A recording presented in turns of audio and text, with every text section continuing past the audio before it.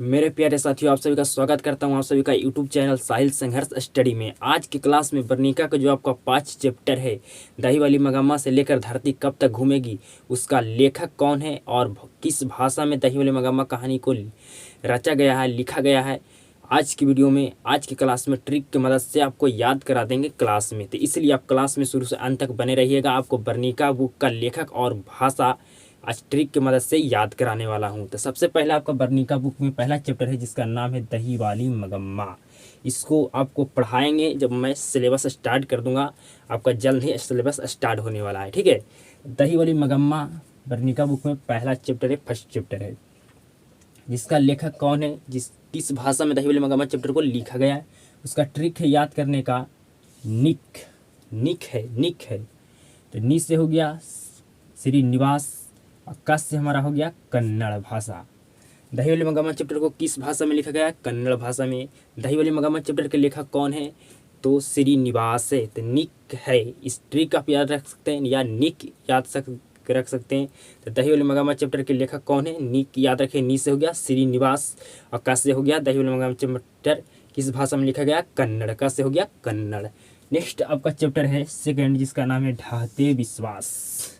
Varnika book का second chapter है जिसका नाम है ढाहते विश्वास। इसका लेखक कौन है? सतकोड़ी होता।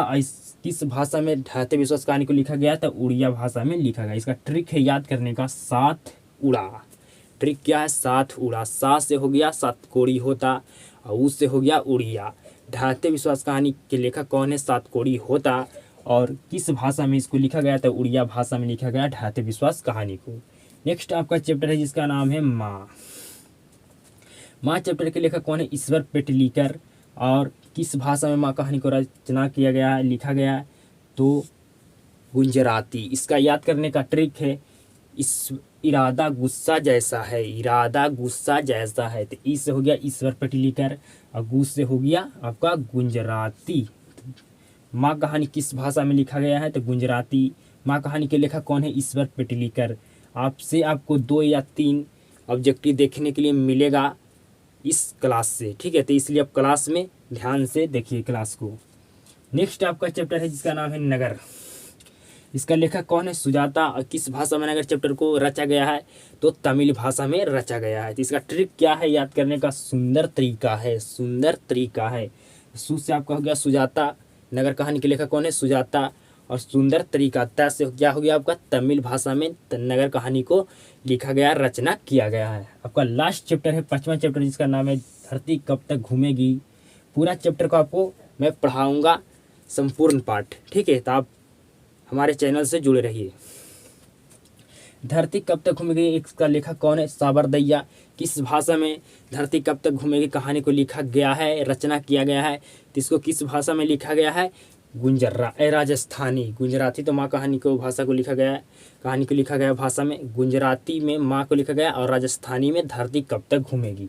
इसका याद करने का ट्रिक है 7 राजा है। 7 राजा। सा से हो गया साबरदैया, सा से हो गया साबरदैया और गु से रा से किया होगा राजस्थानी।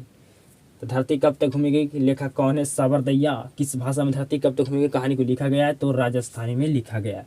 तो वर्णिका का जो टोटल चैप्टर था, वर्णिका बुक में जितना भी आपका चैप्टर था, उसको ट्रिक की मदद से आपको याद हो गया होगा।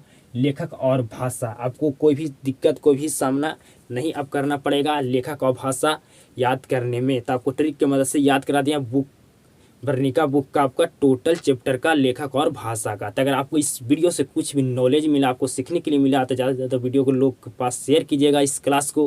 किसी मिलते हैं नेक्स्ट ज़बरदस्त क्लास के साथ, पहला चैप्टर से आपको दही वाली मगम्मा से।